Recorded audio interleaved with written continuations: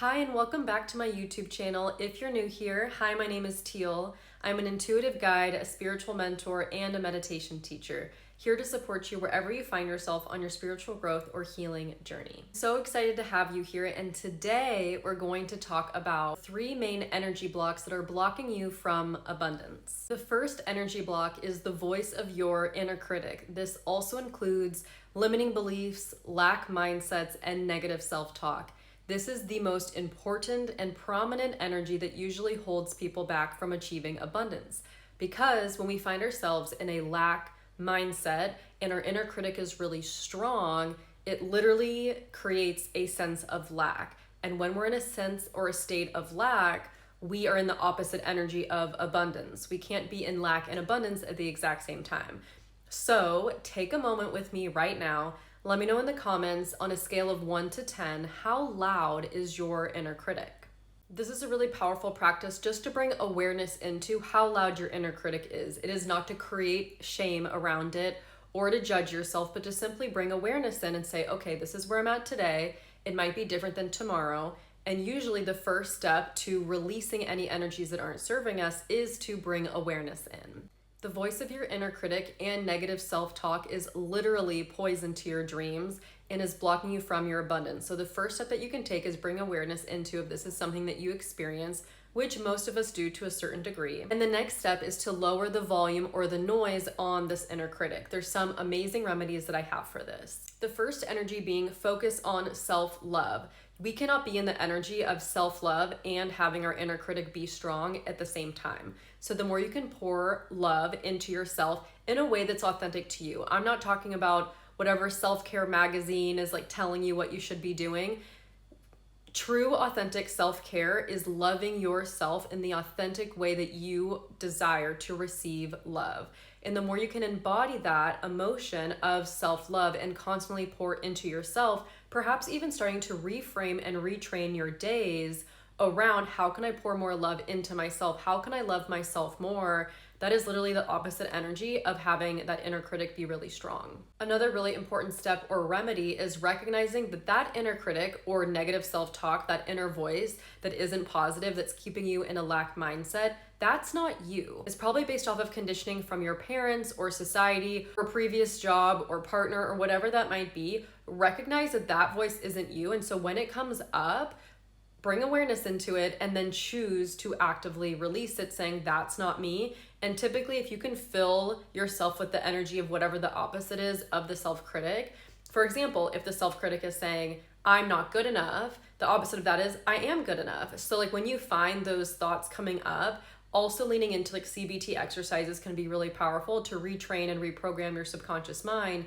because you literally can then go from, okay, if my neural pathways are used to the negative inner critic saying these specific things, when you can get clear on what those are and then literally almost have the opposite statement that you desire to actually believe deep down in your core. And if you don't, that's a whole separate topic. But when you can start to pivot, you'll create new neural pathways, especially when you do this through meditation. And as always, whatever you focus on grows. So the more you focus on negative self-talk, the more you focus on your inner critic, the more that energy will grow and become pervasive in your daily life. So it's really important to acknowledge it and then release it and implement practices like CBT exercises or self-love that can literally help to shift the narrative internally that will essentially move you from the energy of lack into the energy of love and abundance. The second energy that is blocking you from abundance is your connection to your divine feminine energy. This is regardless of gender. But when we're connected to our divine feminine energy, we're literally connected to the energy of receiving.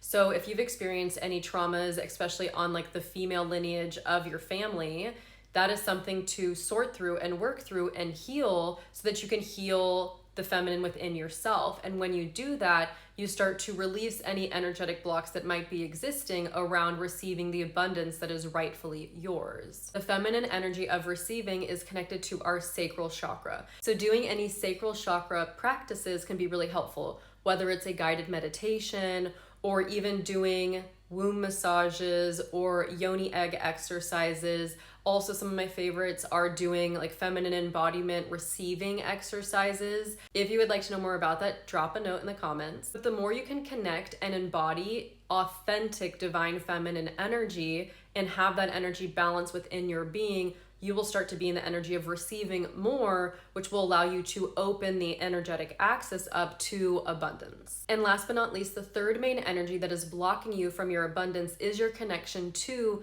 masculine energy. So this is also connected to our root chakra. How safe do you feel on a day-to-day basis? Do you feel physically safe in your surroundings? Do you feel emotionally safe? These are some of the themes surrounding the root chakra and the connection to divine masculine energy. If you don't inherently feel safe or have a good, sturdy, rooted foundation within yourself and your surroundings, it will almost be next to impossible to embody the energy of abundance because you don't have the stable roots to call that energy in. So if you struggle to feel grounded or empowered in your own physical body, you might want to consider doing root chakra work and connecting with your divine masculine energy. How we can do this is healing the father lineage in your family. That can be a bit intricate and can take some time, but some easier remedies are to focus on root chakra healing practices. You can do amazing root chakra meditations, safety work, specifically yoga nidra meditations can be really helpful for fostering the feeling of safety within the body and healing your thoughts, emotions, and connection with other men.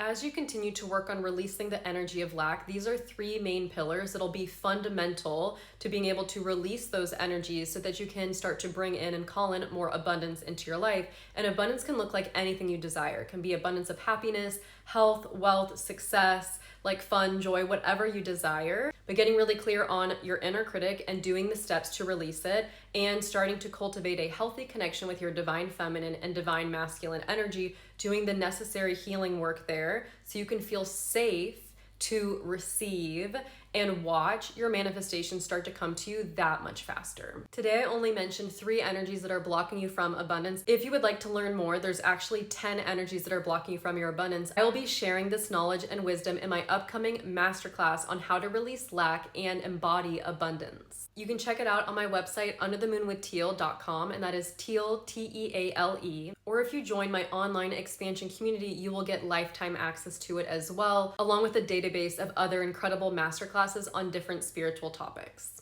I also have some beautiful downloadable guided meditations available on my website for both the root chakra and the sacral chakra. I hope you found this video helpful and subscribe to my channel for more content on spirituality. And let me know in the comments how this resonated with you.